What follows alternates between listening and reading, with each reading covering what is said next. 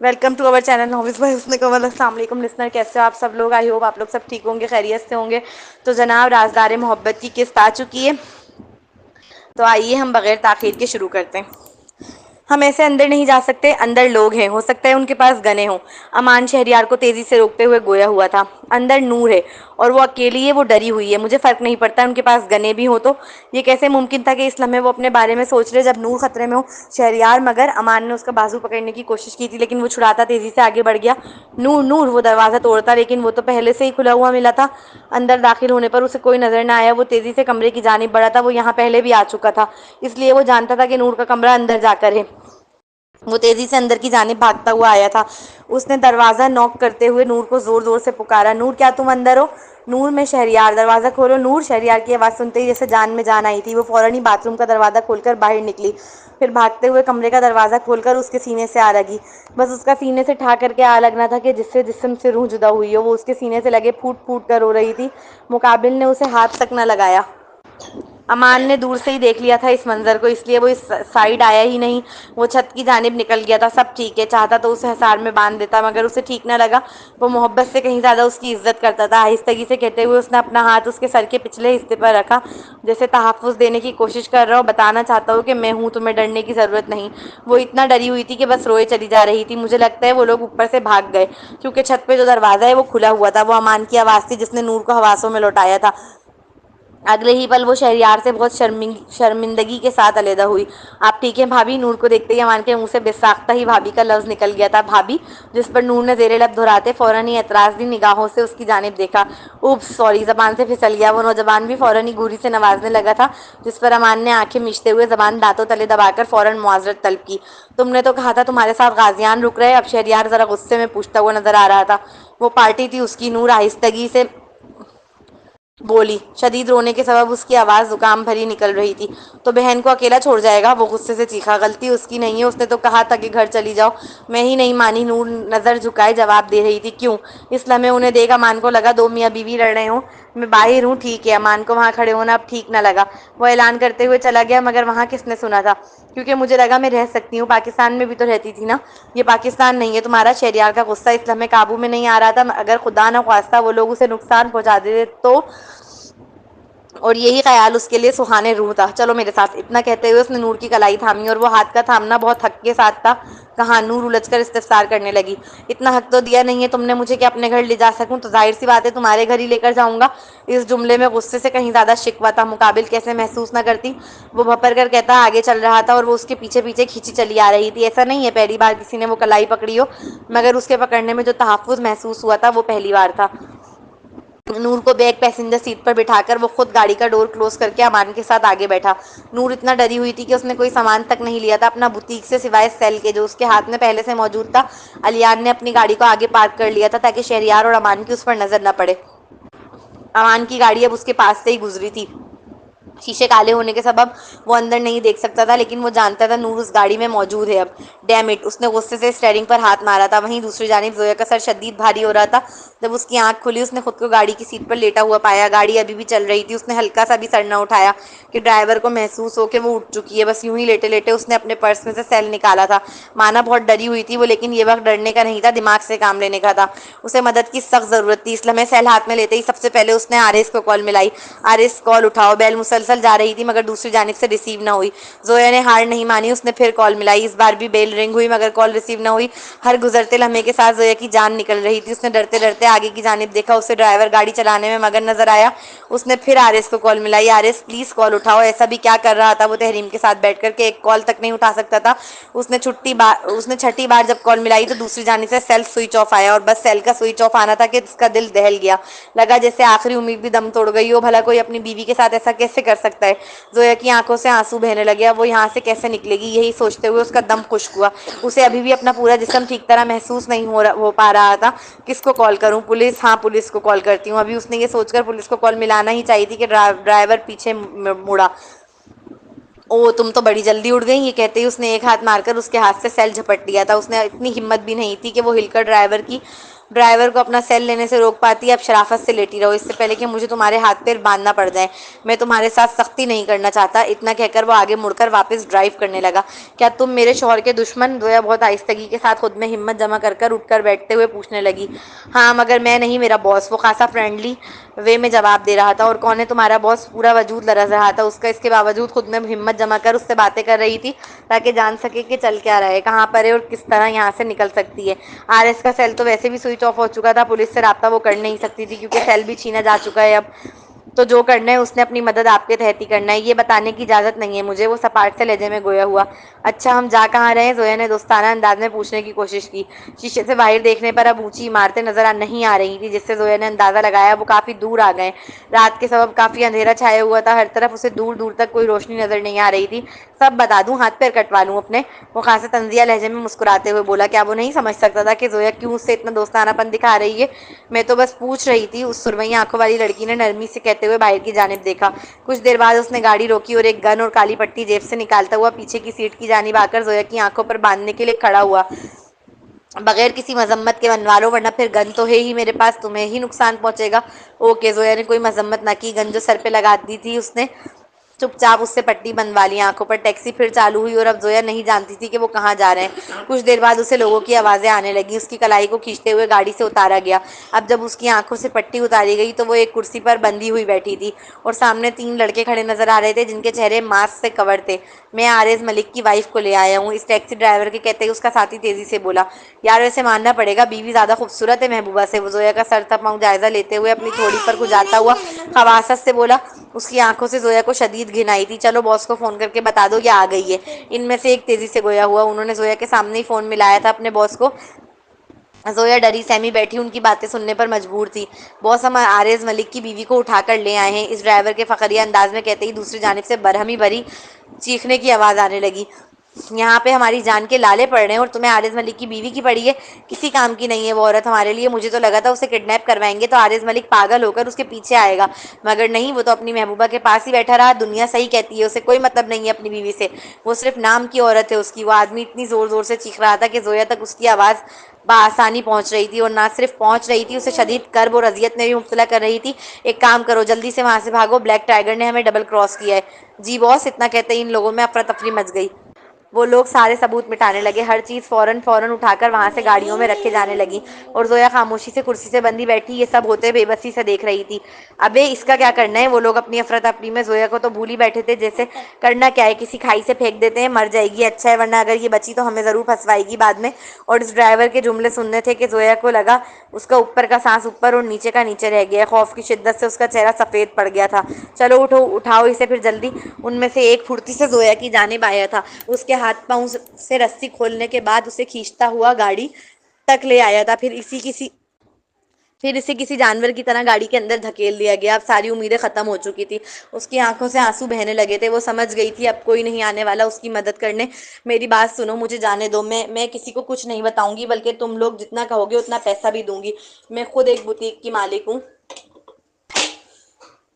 अब जाके वो बुरी तरह पैनिक हुई थी क्योंकि उसे समझ आ गया था अब अगर नहीं बोलेगी तो फिर शायद मौका ही ना मिल सके। उसकी बात को मुकम्मल अनसुना कर आंखों पर फिर पट्टी बांधी गई। वो मजीद कुछ कह पाती इससे पहले ही उसके मुंह पर टेप लगा दिया गया। उसकी आंखों से मुसलसल आंसू बह रहे थे। वो अभी मरना भी नहीं चाहती थी। वैसे इतनी खूबसूरत औरत है, बहुत ज्यादती है यार इस बेचारी के साथ। जोया ने उनमें से एक की आवाज सुनी। मुझे लगता है आरिज मलिक ने दानिस्ता तौर पर उसे छोड़ा हमारे चारे के लिए। इस दिन वो बर्थडे पार्टी हमें सिर्फ बेवकूफ़ बनाने के लिए दी उसने, क्योंकि वो हमें दिखाना चाहता था कि अपनी बीवी से मोहब्बत करने लगे, और हमें लगा ये उसके लिए खास हो गई, जबकि ऐसा कुछ नहीं है। वो अपनी महबूबा पे ही मरता है, अभी भी उसकी सेफ्टी कर रहे हैं। उसी के पीछे गार्ड्स लगाए हुए हैं। उसी के पीछे तो एक भी गार्ड नहीं था। मुझे तभी समझ जाना चाहिए था, वरना आरिज मलिक की बीवी होकर इतना आसान कैसे हुआ इसे अगवा कर लेना। काश वो लोग रुई भी ठूस दे देते कान में। वो नहीं सुनना चाहती थी ये दिल खराश जुमले जो उसके दिल को पारे पारे कर रहे थे। याददाश्त चली जाने के बाद वैसे भी उसकी ज़िंदगी में कुछ नहीं बचा था। एक आरिस की मोहब्बत ही थी जिसे वो हासिल करने के लिए जी रही थी। अभी वो अपनी कर्ब और अजियत भरी सोचों में मगन थी कि अचानक ही गाड़ी को ज़ोरदार ब्रेक लगा। ब्रेक इतना ज़ोरदार था कि उसका मुंह आगे सीट से टकराया था। अबे ये तो सामने से फायर कर रहा है। इस बेबसी के आलम में बैठी लड़की के कानों की समाज से जब ये आवाज़ टकराई तो एक उम्मीद जागी। ایک کے بعد ایک اسے فائر کی آواز آنے لگی تھی، پورا ماحول فائروں کی آواز سے گونج اٹھا۔ زویا نے ڈر کر فوراً ہی خود کو نیچے جھکا لیا۔ کافی دیر تک فائروں کی آوازیں آتی رہیں، یہاں تک کہ وہ دو لڑکے بھی گاڑی چھوڑ کر بھاگے، اور پھر جیسے خاموشی چھا گئی، ساری گرجدار آوازیں بند ہو گئی تھی، ایک دم جیسے ہو کا عالم ہو گیا۔ وہ بالکل سفید پڑ چکی تھی مارے خوف کے، اور پھر اسے اپنی جانب کا ڈور کھلتا ہوا محسوس ہوا۔ مس زویا، آپ ٹھیک ہیں؟ اس کی آنکھوں سے اب جب پٹی ہٹی تو سامنے کھڑا شخص کوئی اور نہیں، مرتسم تھا۔ زویا نے اس کے ہاتھ میں گن دیکھی، یقیناً وہ بہت ڈری ہوئی تھی۔ مرتسم نے فوراً ہی جھک کر اس کے ہاتھوں اور پاؤں کی رسیاں کھولی۔ کہیں چوٹ آئی ہے؟ مرتسم نے بہت فکر مندی سے استفسار کیا تھا، مگر زویا اس حالت میں ہی نہیں تھی کہ وہ سمجھ سکے وہ کہہ کیا رہا ہے۔ چلیں آپ کو ڈاکٹر کے یہاں لے چلتا ہوں۔ اتنا کہتے ہوئے وہ سیدھا کھڑا ہوا اور گن کو اپنی پینٹ میں لگا کر اسے کوٹ سے دور کر لیا۔ مجھے لگتا ہے یہ جو مرتسم ہے نا، اسی نے ہی یہ سب پلان کیا ہے زویا کو آرز سے بدزن کرنے کے لیے، مجھے ایسا لگتا ہے۔ باقی آپ لوگ بتائیے گا آپ لوگوں کو کیا لگتا ہے، اور آگے جو حقیقت ہے وہ تو رائٹر صاحب ہی جانتی ہیں۔ تو چلیے آگے پڑھتے ہیں۔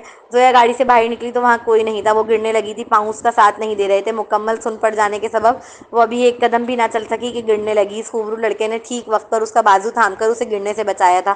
سنبھل کر۔ اگلے ہی پل مرتسم نے اسے باہوں میں بھرنا چاہا تو زویا نے فوراً ہی اس کا ہاتھ جھٹکا، جس کے سبب بیلنس برقرار نہ رہ سکا اور وہ زمین پر گری۔ میں صرف آپ کی مدد کر رہا ہوں، وہ اپنی نیت بہت کھلے الفاظ میں ظاہر کر رہا تھا تاکہ وہ غلط مطلب اخذ نہ کرے۔ اس لمحے مانا وہ سوچنے سمجھنے کی صلاحیت میں نہیں تھی پوری طرح، لیکن پھر بھی اسے مرتسم کا خود کو چھونا برداشت نہیں ہوا۔ جی سوری، فقط اتنا کہہ کر وہ خود اٹھی۔ مرتسم نے چاہا بھی کہ وہ مدد کرے، لیکن زویا نے اس کی مدد نہ لی۔ جیسے تیسے اپنے وجود میں ہمت جما کر وہ خود کو گھسیٹتی ہوئی مرتسم کی گاڑی تک پہنچی تھی۔ مرتسم نے فوراً ہی فرنٹ پیسنجر سیٹ کا ڈور اس کے لیے اوپن کیا۔ آپ یہاں کیسے؟ 5 منٹ گزر جانے کے بعد جب اس کا دماغ تھوڑا بہت کام کرنا شروع ہوا تو سب سے پہلا جو سوال اس کے ذہن میں آیا وہ یہی تھا کہ مرتسم کیا کر رہا ہے یہاں؟ میں پارٹی ختم کرنے کے بعد اپنی کچھ فیمیل گیسٹ کو ڈراپ کر کے آ رہا تھا جب میری نگاہ ٹیکسی ڈرائیور پر پڑی اور پھر پیچھے سے پیسنجر سیٹ پر سوتی ہوئی آپ پر۔ میرا دماغ کھٹکا کہ آپ ایک ٹیکسی میں کیسے سو سکتی ہیں، اس لیے میں نے پیچھا کیا۔ آپ کے پاس گن ہے؟ وہ اچھے سے دیکھ سکتا تھا کہ زویا کس قدر ڈری سہمی سی ہے۔ جی لائسنس شدہ ہے، آپ چاہیں تو چیک کر سکتی ہیں۔ رات کا وقت تھا، فیمیل گیسٹ ساتھ تھی، اس لیے لے کر نکلا تھا میں۔ مرتسم گاڑی ڈرائیو کرتے ہوئے نہایت تحمل سے جواب دے رہا تھا۔ زویا نے مزید کوئی سوال نہ کیا۔ اگلا سین، وہ ہسپتال میں ابھی ریسیپشن کے پاس ہی کھڑی تھی جب اسے سامنے سے ایمرجنسی پیشنٹ لاتے ہوئے کچھ لوگ نظر آئے۔ جب اس نے بغور دیکھا تو وہ کوئی اور نہیں، ثقلین، وسیع اور تحریم تھے۔ زویا نے ڈرتے ڈرتے پیشنٹ پہ نگاہ کی اور جیسے پھر اس کی سانس رک گئی۔ وہ اسٹریچر پہ خون میں لت پت لیٹا کوئی اور نہیں، اس کا اپنا شوہر آرز تھا۔ زویا فوراً ہی پیچھے بھاگی تھی۔ آرز، آرز! زویا نے اس کا ہاتھ تھامنے کی کوشش کی تھی بھاگتے ہوئے، جس سے خون ٹپک رہا تھا۔ وہ ہاتھ تھام پائی ہی تھی کہ نرس نے اس سے ہاتھ چھڑوا دیا اور تیزی سے اسے لے کر آپریشن روم میں داخل ہوئی۔ ان سب کو وہیں روک دیا گیا تھا۔ ابھی زویا کی نگاہ اس دروازے پر ہی جمی تھی جہاں سے آرز کو لے جایا گیا تھا کہ پیچھے سے تحریم نے آ کر اس کا بازو مضبوطی سے پکڑ کر اپنی پوری فورس کے ساتھ موڑا، اور جیسے ہی زویا کا چہرہ اس کے روبرو ہوا اگلے ہی پل اس نے ایک زوردار تھپڑ زویا کے چہرے پر رسید کیا۔ یہ سب تمہاری وجہ سے ہوا ہے زویا، آرز کو تمہاری وجہ سے گولیاں لگی ہیں۔ کیوں بار بار کال کر رہی تھی؟ اسے ایسی کیا قیامت آ گئی تھی؟ اور یہ کہتے ہی اس نے دوبارہ ہاتھ اٹھانا چاہا، لیکن اس بار اس کا ہاتھ درمیان میں ہی روک لیا گیا۔ زویا تو اس قدر صدمے میں تھی کہ نہ وہ پہلا والا وار روک سکتی تھی اور نہ ہی اگلا روک پاتی، کیونکہ اس کا ذہن پہلے ہی اپنے ساتھ ہوئے حادثے کے سبب شدید اذیت اور خوف میں مبتلا تھا، اور اب اپنے شوہر کو خون میں لت پت دیکھنے کے بعد اس کا ذہن مکمل مفلوج ہو چکا تھا۔ اگر مرتسم بیچ میں آ کر تحریم کا ہاتھ نہ روکتا تو شاید وہ دوسرا تھپڑ بھی کھا لیتی۔ تحریم اپنے ہاتھ کے روکے جانے پر غصے سے بھر کر سامنے کھڑے شخص کو دیکھنے لگی، جو نہایت ہی خوبصورت اور رعب دار شخصیت کا مالک نظر آ رہا تھا۔ اللہ نے زبان دی ہے نا، اس سے بات کریں محترمہ۔ مرتسم ایک ایک لفظ چبا چبا کر کہتا، اس کا ہاتھ زور سے نیچے کی جانب جھٹک گیا۔ کیا بتانا پسند کریں گی آپ کہ بار بار کیوں کال کر رہی تھی سر کو؟ اس بار ثقلین غصے سے آگ بگولا ہو کر زویا پہ چڑھائی کرنے کھڑا ہوا۔ ماضی تحریم کے آج ڈسچارج کا دن تھا۔ آرز کو اندازہ تھا کہ اس کے دشمن اتنی آسانی سے تحریم کا پیچھا نہیں چھوڑیں گے، اس لیے وہ اسے ملک سے باہر بھیج رہا تھا، وہ بھی کسی کو کانوں کان خبر لگے بغیر۔ تحریم کے کمرے میں اس کے مینیجر کو لٹا دیا گیا تھا اس کے بدلے، تاکہ کسی کو شک تک نہ ہو، اور تحریم نرس کے لباس پہن کر چہرے کو ماسک سے کور کیے باہر نکلی۔ ثقلین کے ساتھ آرز خود تحریم کو ایئرپورٹ تک چھوڑنے جا رہا تھا کہ راستے میں ان کی گاڑی پر حملہ شروع ہو گیا۔ ان کا نشانہ اس بار تحریم نہیں تھی بلکہ خود آرز تھا۔ ثقلین گاڑی چلا رہا تھا جبکہ آرز نے گن لوڈ کر کے کھڑکی سے ہاتھ نکال کر اپنے دشمنوں پر جوابی حملہ کرنا شروع کر دیا۔ کیونکہ حملہ اچانک ہوا تھا اور وہ لوگ تیاری سے نہیں آئے تھے، اس لیے مقابلہ بہت مشکل ہو گیا تھا۔ اس قدر فائٹس چل رہی تھی کہ تحریم کی جان نکلی ہوئی تھی، وہ خود کو نیچے کی جانب جھکائے ہوئے تھی۔ ایک گاڑی ان کے آگے سے آئی تھی، یقیناً ان کا ارادہ آرز کی گاڑی کو روکنے کا تھا، مگر ثقلین نے اسپیڈ کم نہ کی اور اس گاڑی کو اپنی گاڑی سے ٹکر مارتا ہوا آگے جانے لگا۔ اس گاڑی میں بیٹھے لوگوں نے فرنٹ سیٹ سے فائر مارنا شروع کر دیے۔ تحریم نے ہلکا سا جب سر اٹھا کر دیکھا تو وہ دیکھ سکتی تھی کہ کس طرح ان کی گاڑی سامنے والی گاڑی سے ٹکراتی ہوئی آگے بڑھ رہی ہے، کس طرح وہ لوگ فائر مار رہے ہیں بالکل سامنے سے۔ خوف کی شدت سے اسے لگا اس کی روح نکل جائے گی۔ تحریم نے ہلکا سا جب سر اٹھا کر دیکھا تو وہ دیکھ سکتی تھی کہ کس طرح ان کی گاڑی سامنے والی گاڑی سے ٹکراتی ہوئی آگے بڑھ رہی ہے، کس طرح وہ لوگ فائر مار رہے ہیں بالکل سامنے سے۔ خوف کی شدت سے اسے لگا اس کی روح نکل جائے گی، اتنا بھیانک منظر اس نے صرف فلموں میں ہی دیکھا تھا آج تک۔ یہ تو شکر ہے کہ ان کی گاڑی بلٹ پروف تھی، ورنہ اب تک تو انہیں گولیوں سے بنا جا چکا ہوتا۔ تحریم نے دیکھا وہ حسین نوجوان گاڑی کا ڈور کھول کر باہر نکلا اور اس نے ڈائریکٹ سامنے موجود گاڑی کے ٹائروں کا نشانہ لیا۔ اس نے کبھی آرز کا یہ دبنگ روپ نہیں دیکھا تھا۔ سامنے سے فائر چل رہے تھے، آرز شیر کا جگرا لیے کھڑا ان پر جوابی فائر کر رہا تھا۔ تحریم نے پیچھے کی جانب دیکھا، اتنی گاڑیاں تھیں کہ اس کی روح فنا ہوئی، وہ اتنے سارے دشمنوں سے کیسے بچ کے نکلیں گے؟ تحریم اب یہی سوچ رہی تھی اب، اور شاید یہ کوئی اشارہ تھا آرز کا ثقلین کی جانب۔ بس ثقلین کا یہ سننا تھا کہ اس نے تیزی سے پورا اسٹیئرنگ وہیل گھما ڈالا۔ اسی لمحے آرز بھی برق کی پھرتی کے ساتھ واپس اندر اپنی جگہ آ کر بیٹھا، فرنٹ پیسنجر سیٹ پر۔ یہ تو اچھا تھا کہ تحریم نے سیٹ بیلٹ لگائی ہوئی تھی، ورنہ یقیناً اس نے لڑک کر پیچھے پہنچ جانا تھا۔ جتنی تیزی سے گاڑی کو گھمایا گیا تھا، اگلے ہی پل ان کی گاڑی روڈ سے ہٹ کر کھائی کی جانب جا رہی تھی۔ گاڑی اتنی تیزی سے نیچے کی جانب جا رہی تھی کہ تحریم کو لگا بس موت ہی اب ان کا مقدر ہے۔ اس کی چیخ پوری گاڑی میں گونج رہی تھی، مگر وہ نہیں جانتی ثقلین خطروں کا کھلاڑی تھا، ایسے ہی آرز کا خاص بندہ نہیں تھا۔ وہ گاڑی اتنے جھٹکے لے رہی تھی کہ تحریم کو لگا اس کے جسم کا ہر حصہ اپنی جگہ سے ہل گیا ہے۔ اس نے چیختے ہوئے یہ آرز کی جانب دیکھا، مگر وہ تو جیسے پتھر کا ہو، کوئی اثر ہی نہیں تھا اس پر، موت سے جیسے کوئی خوف ہی نہ ہو۔ اس لمحے تحریم کو پہلی بار احساس ہوا آرز ملک کوئی عام بزنس مین نہیں ہے۔ ثقلین جیسے شخص کے چہرے پر بھی خوف کے تاثرات تھے، مگر وہ صرف آرز تھا جو اتنا پرسکون بیٹھا تھا جیسے کچھ ہو ہی نہیں رہا۔ گاڑی بالکل ڈھلان پر آ کر ایک پتھر سے زور سے ٹکرائی۔ اترو جلدی اور تحریم کو لے کر جاؤ، آرز نے آرڈر جاری کیا تھا گاڑی سے اترتے ہوئے۔ سر میں آپ کو چھوڑ کر نہیں جا سکتا، ان لوگوں کا نشانہ آپ پر ہے۔ ثقلین جان تو دے سکتا تھا، مگر آرز کو تنہا نہیں چھوڑ سکتا تھا۔ جتنا کہا ہے اتنا کرو، اتنا کہہ کر وہ اپنی گن لیے گاڑی سے اتر گیا تھا۔ تحریم کا ہاتھ پکڑ کر ثقلین تیزی سے بھاگ رہا تھا، اور وہ اندھیرے میں کہاں بھاگتے ہوئے چلے جا رہے تھے کچھ سمجھ نہیں آ رہی تھی، اور بس وہ کچھ ہی آگے بڑھے تھے جب انہیں فائروں کی آوازیں آنے لگی۔ بس تحریم آپ یہاں چھپ جائیں، میں سر کو اکیلا نہیں چھوڑ سکتا، ورنہ میں ان کے دادا کو کیا جواب دوں گا۔ وہ تحریم کو ایک درخت کے قریب چھپا کر تیزی سے یہ کہتا ہوا بھاگا۔ گولیوں کی گرجدار آوازیں تحریم کے کان پھاڑ رہی تھی۔ وہ بچوں کی طرح پھوٹ پھوٹ کر رونے لگی، سمجھ نہیں آ رہا تھا کیا کرے، کیسے نکلے ان سب سے، اور کیسے نکالے آرز کو ان سب سے۔ وہ آرز سے بے لوث محبت کرنے لگی تھی۔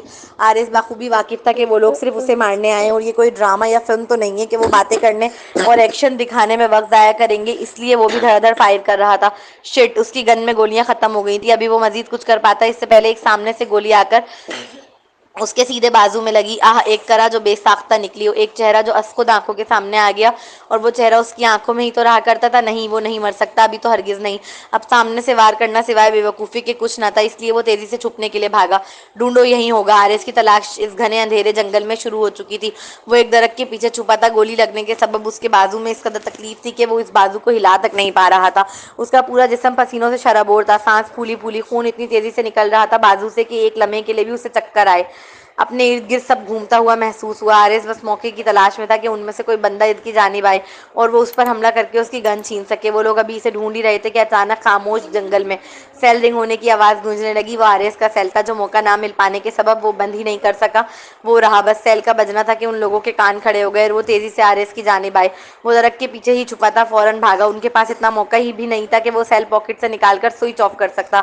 اس نے یوں ہی بھاگتے ہوئے اپنے الٹے ہاتھ سے سیل کوٹ سے نکالنا چاہا، مگر اس سے پہلے وہ نکال پاتا ایک گولی آ کر اس کی کمر پر لگی۔ آرز لمحہ بھر کے لیے تکلیف کی شدت سے رکا۔ وہ کافی سارے تھے اور آرز اکیلا۔ وہ مارنے کے ارادے سے آئے تھے، اس لیے اندھا دھند فائر کر رہے تھے۔ اس پر سیل مسلسل رنگ ہو رہا تھا، جو اندھیرے میں بھی ان لوگوں کو نشانہ لگانے میں مدد کر رہا تھا ایک طرح سے۔